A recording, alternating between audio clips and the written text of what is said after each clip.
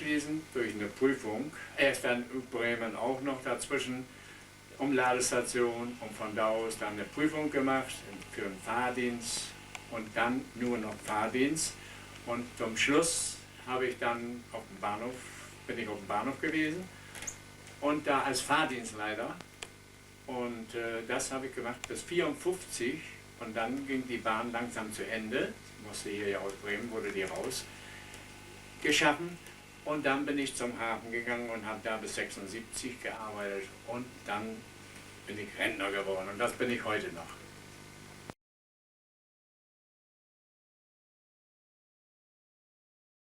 Als 1946 vom Krieg kam, da bin ich zur Kleinbahn in Bremen-Klamschick gekommen und bin da angefangen auf Strecke zu arbeiten und habe ein halbes Jahr gearbeitet, da soll ich Heizer werden und da habe ich bis Darmstadt gefahren und da gefiel mir dann die Rohre stechen und der Mann, der hat geschwitzt dabei, sagt, das kann ich nicht. Und da habe ich Bahnverwalter angerufen, der hat gesagt, gehen Sie wieder auf Strecke. Ja, bin ich wieder auf Strecke gegangen, dann bin ich Vierteljahre oder so 4 Wochen, da sagen sie, ob ich Lust hatte, Schaffner zu werden. Ich sage, ja, das geht jetzt schon eher, nee. Ja, nee, da war nicht so gute Arbeit verbunden, weil ich ein bisschen schwach bin. Nee, ja, sagen sie, dann soll ich Schaffner werden. Und dann haben wir da so unsere Zeit vertrieben, ne, als Schaffner. Haben mir immer prima gefallen, verdient haben wir nicht viel. Nicht? Und das war eben das Leben so. 50, da wo ich entlassen war, weil die Kleinbahn kaputt ging und so. Und da bin ich sofort zur Stadtentwässerungsamt gegangen und habe da Müll geladen bis 22 Jahre, bis 77. Da wurde ich Rentner und jetzt bin ich Rentner und fühle mich so wohl. Meine Frau, die ist immer lieb, die pflegt und hegt mir gut und ich bin wirklich gut zu Wege mit meiner 80. Lebensjahr.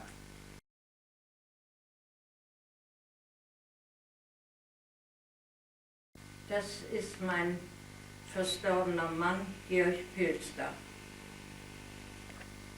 Der fing 1917 bei der Kleinbahn Bremen-Tarmstedt als Lehrling an und hat zuerst als Heizer gefahren, dann hat er die Prüfungen gemacht für die Lok, für die Triebwagen und so ging das weiter. Und dann hat er nachher als Werkmeister gearbeitet und es waren bestimmt keine schönen Zeiten während des Krieges. Da ging das oft drauf und drüber, weil die Bahn wurde benutzt wie noch nie. Die Menschen hingen wie die Trauben an, um rauszukommen aus Bremen wegen Bombenalarm. Und wie gesagt, es war schwer für die Werkstatt, das immer so in Gang zu halten. Und es war für mich und für uns allen eine schöne Zeit. Das war wie eine große Familie. Die haben zusammengehalten und haben es sogar möglich gemacht, dass eine Weihnachtsfeier stattfand. Alles so im Rahmen, jeder hat dazu beigetragen. Und es wurden auch noch mal Betriebsausflüge gemacht, so gut wie es ging. Und bis das dann zum Schluss, und das war für meinen Mann ein ganz harter Schlag. Er war mit Leib und Seele Eisenbahner.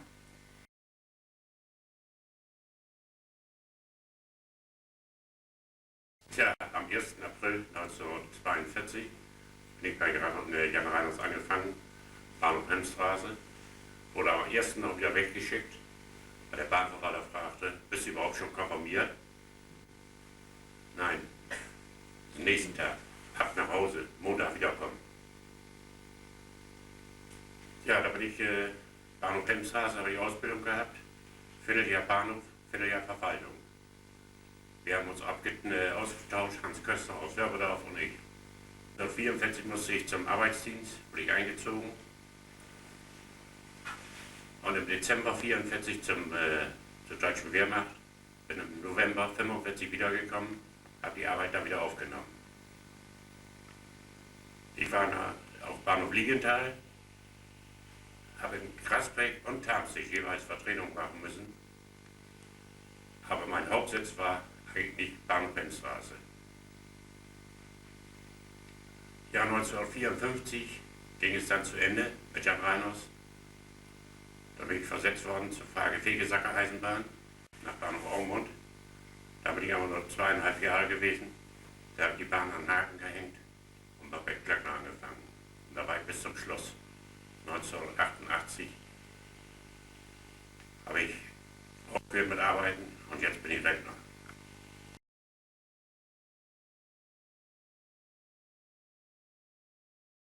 Bist du bei der Bahn eigentlich angefangen? Während des Krieges. Bist als Lehrling angefangen? Ja, genau. Und hast du deine Lehre beendet? Ja. Und dann bist du Soldat geworden? Ja, genau, das bin ich. Und nach der Soldatenzeit bist du wieder gleich bei Jan Reiners weiter angefangen? Ja. Weitergemacht bei Jan Reiners? Ja.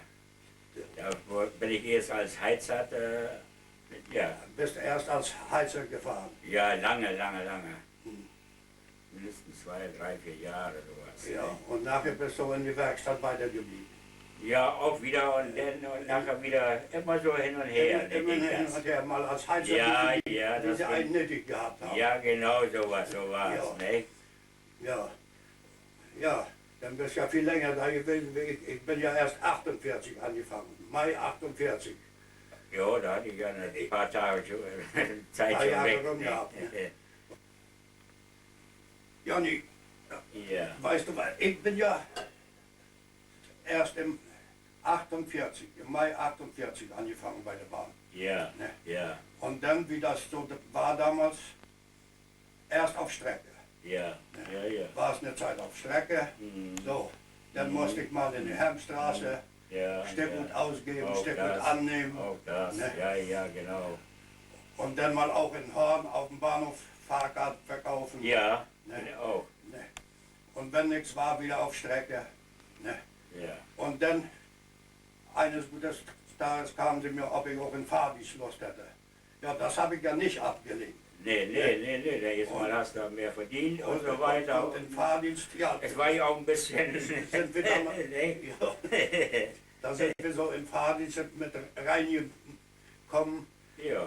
Und am liebsten, muss ich ganz ehrlich sagen, fuhr ich Güterzüge. Ja. Ja. Ja, hat sie nicht viel, hat nicht so ganz. Da war immer oder Dampflok vor. Ja. Oder das. Und dann die Bahnhöfe, immer ein bisschen rangieren. Und Bremen. Ja, da hast du dann eine ganz schöne Sache da, ne? Das war eine ganz schöne Sache. Da Aber hat die mir am Sache- meisten Spaß gemacht, Güterzüge zu fahren. Jonny, du bist doch auch bis zum Schluss da geblieben. Und dann bist du nach Borgland gegangen. Ja. Ja. Ja. Ja. Da bin ich da Also gewesen. bist hier mit dem Bahnschloss war und dann nach Borgland. Da bin ich nach. Ja. Ja, und ich bin damals auch bis zum Schluss geblieben. Und dann bin ich mit Hans Sievers und Henny Holle nach die Wilste Zeltenposte der Eisenbahn. Ja. Ja. Über. So ist damals das gewesen. Jonny, für uns war doch die schönste Zeit damals bei Jan Reiners. Das war es auch. Ja. Wirklich war Ja. so. Das war eine Das war doch schöne, viel schöne schöner Zeit. wie auf die Straße. Ja, genau.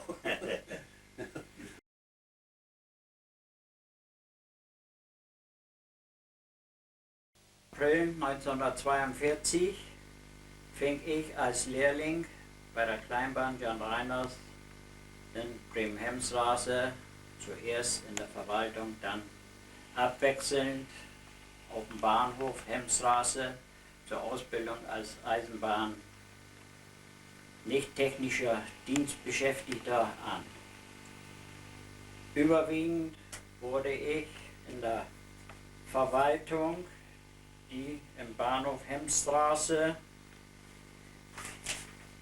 im ersten Stock die Aufgabe hatte, den Ablauf des gesamten Betriebes von Bremen nach Tarmsee zu überwachen.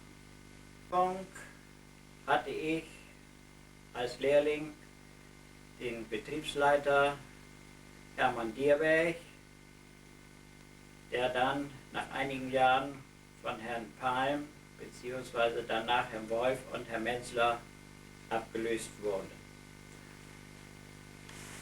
Wir hatten die Arbeiten für den gesamten Betrieb. Morgens kam mit dem Arbeiterzug die Geldtaschen der Bahnhöfe, wo wir als Lehrlinge gleich die Auszählung der Einnahmen der gesamten Strecke vornehmen mussten.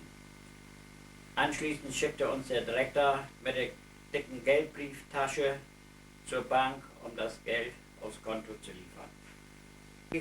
Meine Assistentenprüfung in Kassel habe ich weiterhin in der Verwaltung meinen Dienst getan. Ich habe da, nur kurz gesagt, sämtliche Arbeiten und zuletzt nur noch mit dem Betriebsleiter Menzler gearbeitet. Ich bedauere es sehr, dass dann 1954 und 1956 der Betrieb eingestellt werden musste.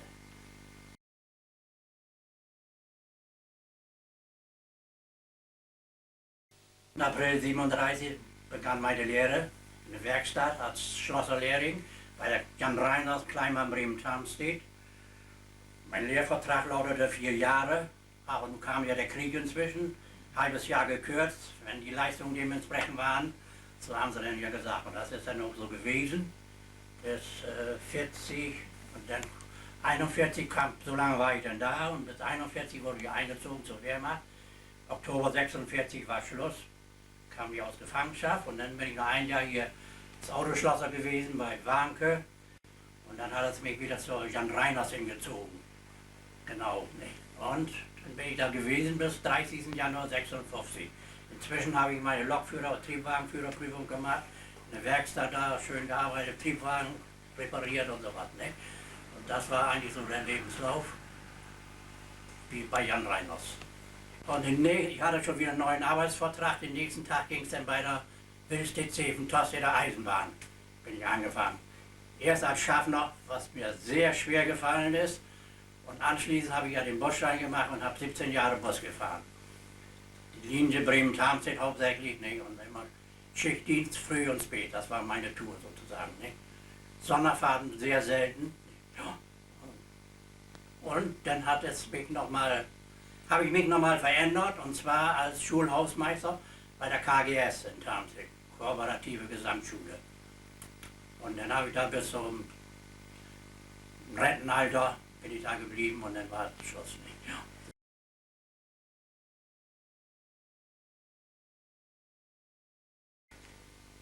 Wo fange ich an? Als Kind war ich nur auf dem Bahnhof zu finden, in Darmstadt. Und damals dachte ich schon, du wirst einmal Lokführer. Und dann war es endlich soweit. Ich konnte es gar nicht erwarten. 1947 kam ich in die Lehre bei der Kleinbahn Bremen-Tarmstedt. Ich war voller Elan, voller Freude, endlich bei der Eisenbahn zu sein.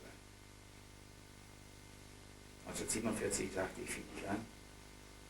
Und im ersten Lehrjahr musste ich schon sogar einen Triebwagen fahren. Weil der Meister mir sagte, fahr du mal los, ich setze mich hin und pass auf. Das war für mich natürlich eine ganz tolle Sache. Das kann sich jeder denken. Und in dieser Lehrzeit hatte ich mir unter 16 bis 18 Lehrgesellen. Für jeden musste ich auch einkaufen gehen, Wasserwagen zu waschen. Damals gab es doch kein heißes Wasser. Kaltwasser gab es schon, aber kein heißes Wasser. Und ich war damals sozusagen der letzte Lehrling. Das heißt, ich wurde als zuletzt Ausbildender eingestellt. Nach mir gab es nichts mehr. Von da an ging es bergab. Aber es lag nicht an mir, sondern es lag eben an der ganzen Weiterentwicklung des Verkehrs. Und die Zahlen waren rückläufig. Die Leute, die mit dem Zug fuhren. Der Verkehr wurde mehr oder weniger auf die Straße verlagert. Aber ich muss sagen, es war eine wunderschöne Zeit bei der Kleinbahn. Wir waren so eine große Familie und wir waren so voller Nächstenliebe und da gab es einfach keinen Hass und keinen Neid. Wir waren ja alle arm, wir hatten ja alle nicht viel. Und ich denke, so etwas schmiedet die Menschen zusammen, was wir heute leider nicht mehr von uns sagen können. 1954 habe ich geheiratet, aber ich bin auch dann von der Kleinbahn weggegangen, weil sie da noch halb da war. Die Züge fuhren bloß noch bis Falkenberg und es war eine bittere Zeit. Viele Eisenbahner haben geweint, als es dann zu Ende ging. Mein Vater, der über 42 Jahre dabei war, als Lokführer, musste sein eigenes Grab sozusagen schaufeln, musste den Abbau machen. Auf der Lok 11 damals wurden die Schienen abgerissen, die Loks wurden auseinandergebrannt. Das war bitter. Aber so ist es einmal im Leben. Und es geht immer weiter. Es hält nicht an. Und damit müssen wir uns halt abfinden.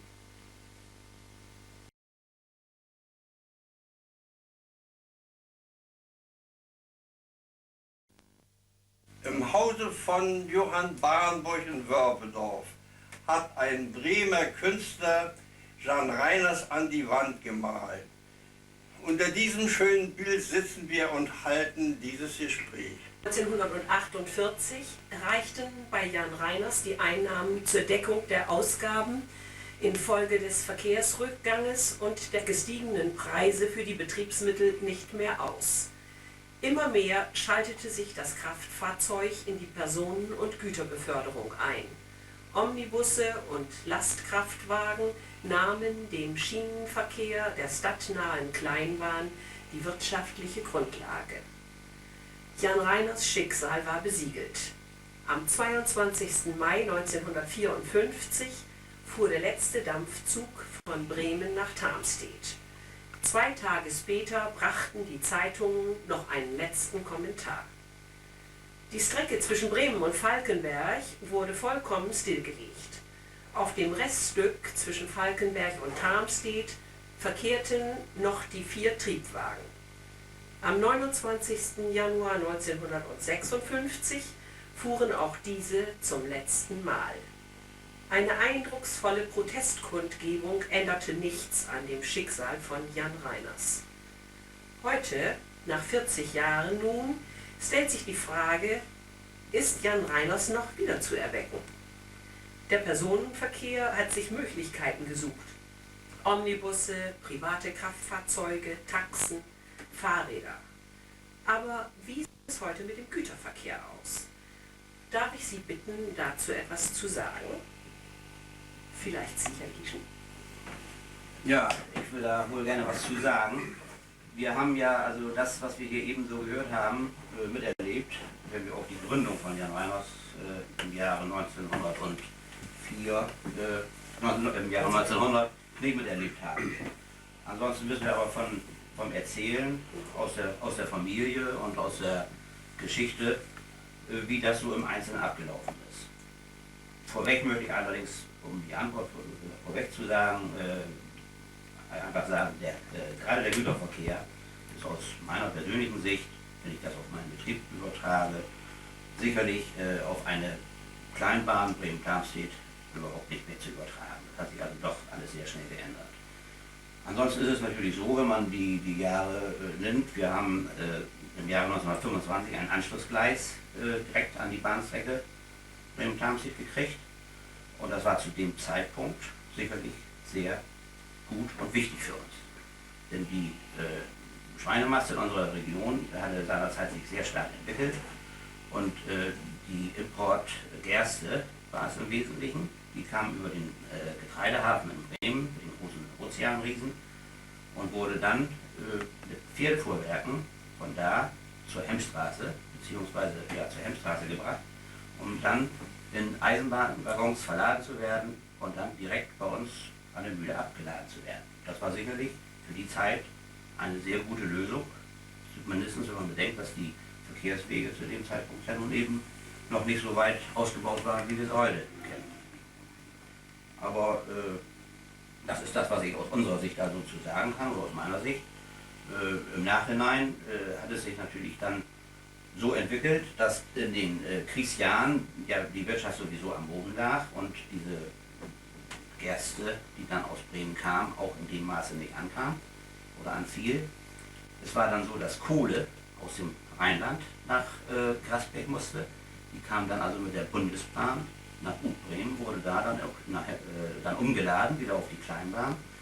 Wenn man sich das heute vorstellt, war das sicherlich ein sehr schwieriges Geschäft, denn das wurde alles mit der Schaufel gemacht. Es wurde kein Bagger eingesetzt oder irgendwas Ähnliches. Und das kann man sich heute gar nicht mehr vorstellen, dass sowas sich irgendwie noch rechnen könnte. Und man muss bedenken, dass die Lohnverhältnisse zu dem Zeitpunkt in einem anderen Verhältnis zu den Werten standen, die dann bewegt wurden. Ob die Kohlen dann in der schlechten Zeit gleich nach dem Krieg alle dann angekommen sind hier bei uns oder ob die dann zum Teil auch ob da ein paar Schaufeln mehr vorbeigeschmissen worden sind, wenn die von dem großen Waggon in den kleinen gewandert sind, das weiß man nicht so genau. Wir haben die Kohlen nicht gezählt und wir konnten sie auch nicht wiegen. Ansonsten haben wir diese Kohlen dann dafür gebraucht, um aus Kohle Gas zu produzieren und mit diesem Gas wurden unsere Antriebsmaschinen damals angetrieben, um unsere Mühlsteine zu bewegen. Das ist alles heute Geschichte. Und so ist es im Moment, müssen wir ja sagen, auch mit unserer Kleinbahn. Das ist auch Geschichte. Ja, und unsere Kleinbahn hätte ja auch für heutige Verhältnisse einen viel zu kleinen Unterbau, um also entsprechende Lasten zu transportieren. Also normalerweise wäre ja ein Transport nur mit entsprechend größeren Waggons auch sinnvoll und würde sich eventuell rechnen. Aber wie wäre das denn für einen Zimmereibetrieb? Ja, bei uns war es so, wir wohnten ja früher mit unserem Betrieb in Seehausen an einer Dorfstraße, die nur für bestimmte Tonnenzahlen zugelassen war, und kam ein größerer Zug, dann gab es sehr viel Ärger. Dann haben wir uns überlegt, ja wohin? Ja, zur Wörbedorfer Straße in Richtung Bremen. Das müsste an und für sich der richtige Platz sein. Und das hat sich durch Zufall dann auch 1953 hier ergeben. Wir freuten uns, das Grundstück hatte Nordseite die Wörbedorfer Straße, an der Südseite Jan Reiners mit der Abzweigung nach der Mühle Gieschen, die über die Ecke von unserem Grundstück fuhr. Also wir konnten vom Grundstück aus an der Abzweigung abladen. Aber leider war das, wie wir 1956 hierher zogen, nicht mehr der Fall. Jan Reiners machte dicht. Aber die Hauptstraße blieb uns und dadurch waren wir nun mal einmal an der Quelle, kann man es wohl sagen. Aber weil Jan Reiners zumachte, mussten wir uns einen anderen Platz suchen. Das war dann Worpswede. Das ist eine Weile gut gegangen, dann machte die Bahn Worpswede, also Bremer Föhre, auch zu. Das nächste war dann Oberneuland. Dann fuhren wir nach Oberneuland, entluden da diese Lasten, die wir brauchten. Aber das war dann irgendwann preismäßig nicht mehr machbar, weil die Lohnkosten zu hoch gelaufen waren. Und dadurch wurde auch das eingestellt. Heute ist ja auch Oberneuland kein Güterbahnhof mehr, das ist jetzt sowieso schon vorbei. Und die Entwicklung ist weitergegangen. Heute spielt sich die ganze Sache vom Holzhandel und so weiter per Straße ab. Es ist heute kein Problem mehr, von Schweden nach hier die Züge direkt an den Betrieb zu kriegen. Und das ist ja eigentlich alles um 1900 eine ganz andere Situation gewesen. Ich weiß nicht, ob das überhaupt jetzt hier dazu gehört. Naja, um 1900, die Dörfer hier in der Findorf-Siedlung waren ja neu. Und es war um 1900 ja eine Errungenschaft, dass Jan Reiners hier Ja. angelegt wurde. Sicherlich hat sich dieser Nein. ganze Raum überhaupt durch diese Eisenbahn so entwickelt. Denn es war zu der Zeit ja auch gar nicht möglich, all die Dinge, die dieser Raum gebrauchte, auf der Straße zu transportieren. Das hätte ja also nur mit einem Pferdefuhrwerk zu dem Zeitpunkt möglich, wäre das nur mit einem Pferdefuhrwerk möglich gewesen, beziehungsweise mit den Torfkähnen, mit denen man auch ja nach Bremen fuhr. Und der Torf war ja auch das Haupterzeugnis aus unserem Raum hier um die Jahrhundertwende. Und die ganze Entwicklung, die dieser Raum genommen hat, ist in gewisser Weise Jan Reiners mit zu verdanken. Also auch, dass Bevölkerung sich hier ansiedelte, die eben meinetwegen auch auf Schulen in Bremen Bezug nahm, Tierärzte oder auch Ärzte, die also in die kleinen Dörfer gingen, weil sie eben die Stadt erreichen konnten mit der Eisenbahn. Ja, aber auch die Landwirtschaft in unserer Region hat sich ja eigentlich seinerzeit besonders gut entwickeln können durch den nahen Hafen in Bremen. Und der Hafen, der kam näher durch Jan Reiners. Wäre ja nicht denkbar gewesen, dass Pferdefuhrwerke zum Beispiel das Importgetreide von Bremen hierher ins Moor transportierten. Das wäre also ein sehr umständlicher, mühseliger Weg gewesen und es hätte auch von der Menge her das niemals bringen können, was nachher mit Jan Reiners möglich war. Deswegen muss man einfach sagen, dass das zu der Zeit sicherlich für die Entwicklung der Region hier sehr, sehr gut und sehr, sehr wichtig war. Ja, auch eine Errungenschaft, die damals gut angekommen ist. Auch für die Entwicklung der Landwirtschaft, der Transport des Kunstdüngers zum Beispiel, denn nur dadurch war es ja möglich, auf diesen Böden hier Erträge zu erwirtschaften. Das weiß ich noch sehr genau, wie auch dann über dieses Anschlussgleis, was ja nicht nur für die Mühle aufgebaut worden ist, sondern was also auch für Grauau-Gießen heute ja mitgenutzt worden ist. Da hatten wir also ja weitaus größere Mengen, die per Bahn kamen, das war ja Kunstdünger. Der also auch mit Jan Reiners dann ankam, über eine Drehscheibe konnte man also die einzelnen Schuppen dann erreichen und das wurde natürlich auch dann per Hand abgeladen. Das war auch nicht das, was man sich heute vorstellt, aber zu dem Zeitpunkt war das zumindest eine Möglichkeit, wie man da gut mit klargekommen